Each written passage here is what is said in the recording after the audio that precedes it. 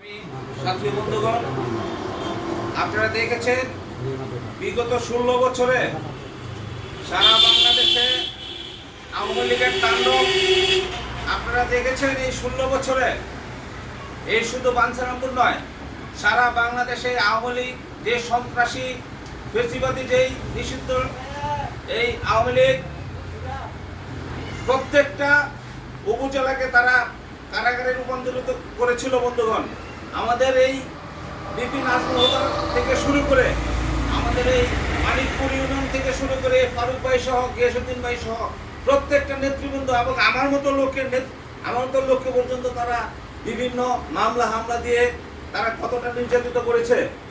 সেই 5ই অগাস্টের পর দেশ এখনো স্বাধীন বলতে আমরা এখনো দেখতেছি যে আওয়ামী লীগ বিভিন্নভাবে তারা ষড়যন্ত্র করে এই বাংলাদেশের মধ্যে আবারও তারা ফিরে আসার জন্য যে ষড়যন্ত্র করছে সেটা রুখে দেওয়ার জন্য আমাদেরকে সবাই ঐক্যবদ্ধ থাকতে হবে।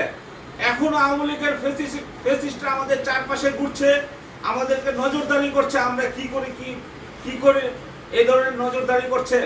এই ফেসিবাদের চেহারা যাতে ভবিষ্যতে আমরা না দেখতে পারি সেজন্য আমাদেরকে ঐক্যবদ্ধ থাকতে হবে এবং এই ফেসিস্টরা আবারও যাতে মাথা চাড়া দিয়ে যাতে আমাদের মাঝে না আসতে পারে সেজন্য আমাদের ঐক্যর কোনো বিকল্প নাই। বন্ধুগণ, সেজন্য আমাদের যে বিএনপির যে মাননীয় চেয়ারম্যানের যে নির্দেশে সারা বাংলাদেশে যেভাবে সদস্য ফোরাম চালু হয়েছে, আজকে থেকে আমাদের সারা কল্যাণপুরের সহ মানিকপুর ইউনিয়নের প্রত্যেকটা ওয়ার্ডের আমাদের বিএনপির কর্মীরা এই সদস্য ফর্ম ফিল আপ করবে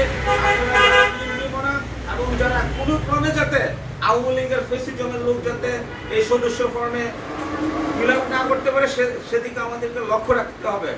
বন্ধুগণ, এই পর্যায়ে আমাদের মাঝে বক্তব্য নিয়ে আসছেন বাঞ্ছারামপুরের সবচেয়ে জনপ্রিয় এবং সব প্রোগ্রামের কালকে ভাইকে আমি শুধু রাতে একবার ফোন দিচ্ছি নাজমুল ভাইকে যে ভাই কালকে আমার ইউনিয়নে একটা প্রোগ্রাম করতেছি, আপনার থাকতে হবে। ভাই সবার আগে এসে উপস্থিত। সে আমাদের প্রাণপ্রিয় মানিকপুর ইউনিয়নের গর্ব বিপিন নাজমুল ভাইকে বক্তব্য দেওয়ার জন্য আহ্বান জানাচ্ছি।